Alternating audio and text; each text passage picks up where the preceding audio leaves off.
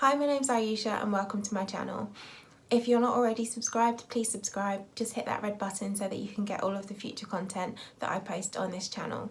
In today's video, I'm going to be going into a little bit more detail on share of freehold because this was requested on my leasehold versus freehold video that I uploaded previously. If you haven't watched that video already, I'll leave a card for you up here. That will just give you a bit more information on the difference between leasehold and freehold. Okay, so I guess in a sense, share of freehold is somewhere in between freehold and leasehold. You can't quite do whatever you want, but you're not as restricted as you might be on leasehold.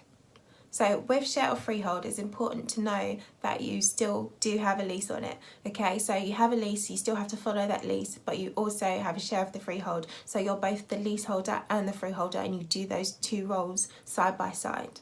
A lease is still needed because it makes it very clear what each individual person owns. It also lets you know about any covenants or easements that are on the property and what the freeholder is responsible for as well. So you get to find out what you would have to do as the person who owns the freehold as well. So I've mentioned this in a previous video, but just for a quick recap. So covenants are things that you have to do or that you shouldn't do. So for example, in some leases, it might say that you can't sell alcohol on the premises, or you can't make noise after a certain time, or just different things like that. And easements are for rights of access. So you might need to let another flat owner go into your flat or into your garden or something like that to get access to something for repair works or maintenance works and things like that. Information like that needs to be on the lease, so you still need that lease to be in place. Also, a lender for the mortgage needs to see the lease, so they need to know exactly what they're lending you money against so that they can be sure that they actually want to lend you money against that. If there's something a little bit dodgy in there, then they're within their rights to say, actually, this isn't quite right. So the lease really does need to be in place for their purposes as well. Another reason why a lease is still needed on a share of freehold property is because all of those obligations and things that I outlined in them, it needs to be easy to just pass that document on to the next owner so that they then know what they have to do and what they own and any covenants and restrictions and things. So it's just much easier to pass things along if it's all written down in the lease. Okay, so share of freehold can be done in different ways. So the first way is that up to 4 leaseholders can come together and they can have share of freehold for the building that they share, and they would have equal responsibility. It has to be share of freehold together rather than those 4 individual people having individual freeholds, because then the building is better protected. So like with the hallways and the grounds and things like that, if you're only responsible for your flat, what about those other areas? So it needs to be a common responsibility for everyone, and also it kind of divides up responsibility equally. If like that something needs doing on the roof, and then the people on the ground floor are like, well, the roof isn't attached to my part, so I don't have to pay anything, but they're still benefiting from the roof. So it's like, it just makes sense that everyone in that building is responsible for everything all together. So with this type of share of freehold, the freehold title is in the individual names of the individual people. The other type of share of freehold is when the company, so like a limited company, owns that freehold title. And so the freehold title is in the name of the company, and then the owners of the homes or the leaseholders then just have a share in that company. So there's no difference. You still own it in the same way. You're still responsible in the same way, but it's just that on the freehold title, it's the company rather than the individual names. There are definitely benefits to having share of freehold rather than leasehold, because no one can take advantage of you then. So in a previous video, I've mentioned that you can sometimes get rising ground rents, you can sometimes get service charges that are out of control, and then if one company doesn't want to manage that building anymore, they can sell it on to someone else who can then just charge ridiculous fees, and it has been a bit of a problem in the past. And so if you own a share of freehold with other people that live in that building, then you can just control that. You can decide who your insurance company is going to be. You're able to decide who you're going to get to do works and repairs that are needed on the building as well. So you've got much more control. Also, on some buildings there are freeholders that are really great, and they really like make sure that the building is maintained and repaired and everything looks really nice, like in the common areas and on the grounds. But there are some freeholders who don't do anything, and you have to chase them for the simplest of things. So in that case, it's quite good, because if there's a problem, you can just fix it straight away. You can just come together and say, this is a problem, fix it, and it's done, rather than having to chase and go through companies and get in touch with people and all the rest of it. So that's positive. I think personally the main benefit of having share of freehold is that you can grant yourself like an extra long lease. So with leasehold properties, there's a lease on them. Every year that lease gets lower and lower and lower. So when it starts to get low, you can just grant yourself a new lease, just renew it for a long period of time, like maybe 999 years, and you don't have to pay for that. The only thing you have to pay are the costs of the legal fees of like updating the paperwork and things like that. So it's much cheaper.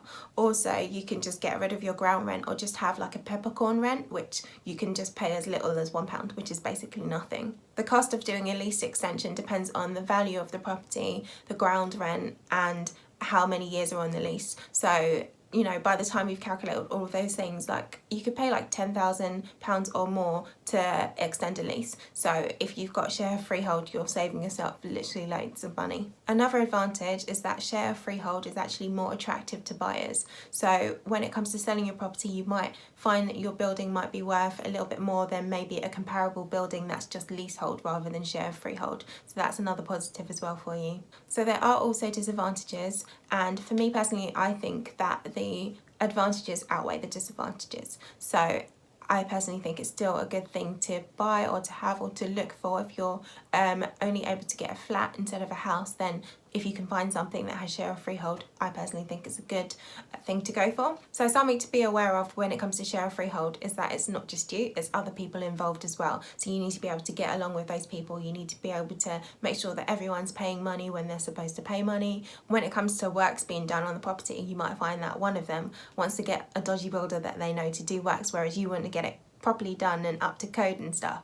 And so there could be a bit of contention there if people aren't paying money or like over who should be doing the repair works and things like that. So yeah, cooperation is definitely needed if you are going to be entering into something that is a share of freehold. The next disadvantage depends on the type of share of freehold that it is. So if it's owned by a company, then you need to do the tax returns. So if you don't like paperwork and things like that, then there's going to be paperwork involved every year. You're going to have to file those returns with HMRC, and so there's that to consider as well. And also just making sure you keep a track of the insurance and getting that paid every year as well. If you don't file your returns properly, then HMRC can give you fines and things. But if you're organised and you keep all of your paperwork in one place and you do what you need to do, then that shouldn't be too much of an issue. So another thing, which again may or may not be an issue for you, is that you're not paying a constant service charge necessarily. So with some, so like I mentioned before, on my previous flat,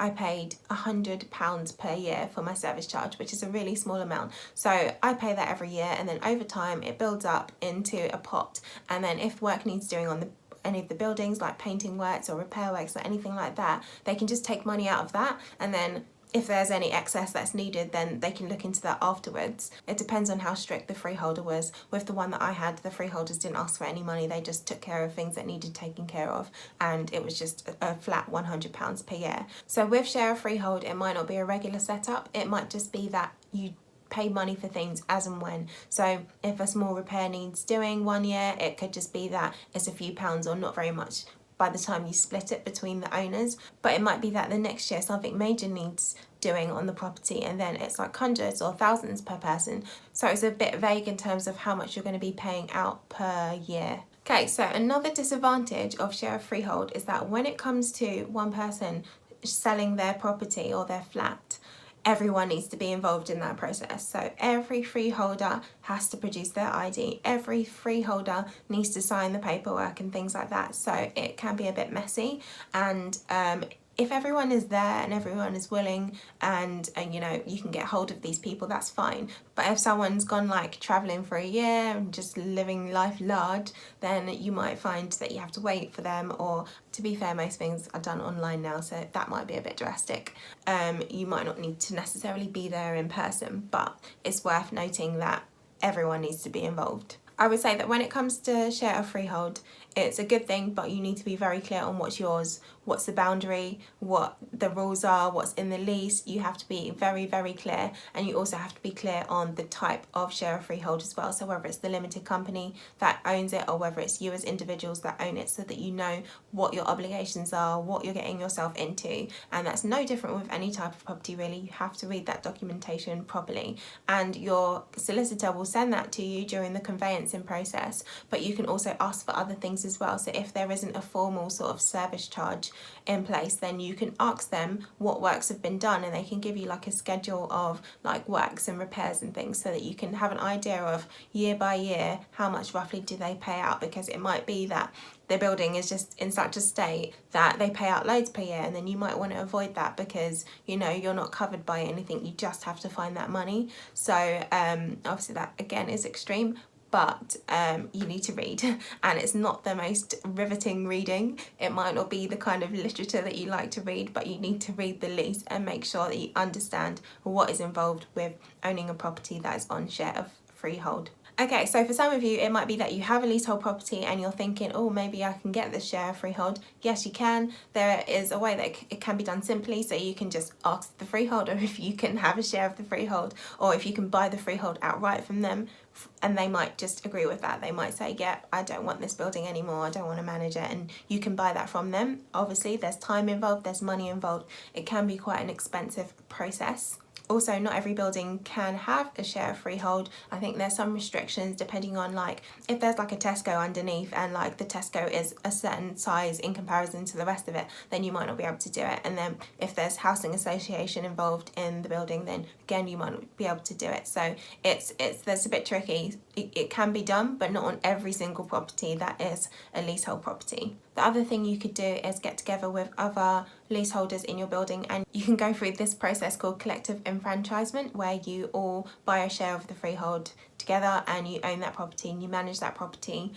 I think you need to get 50% of the people to agree with it though. So if 50% of the people who own flats in that building want to do it, then you can do it.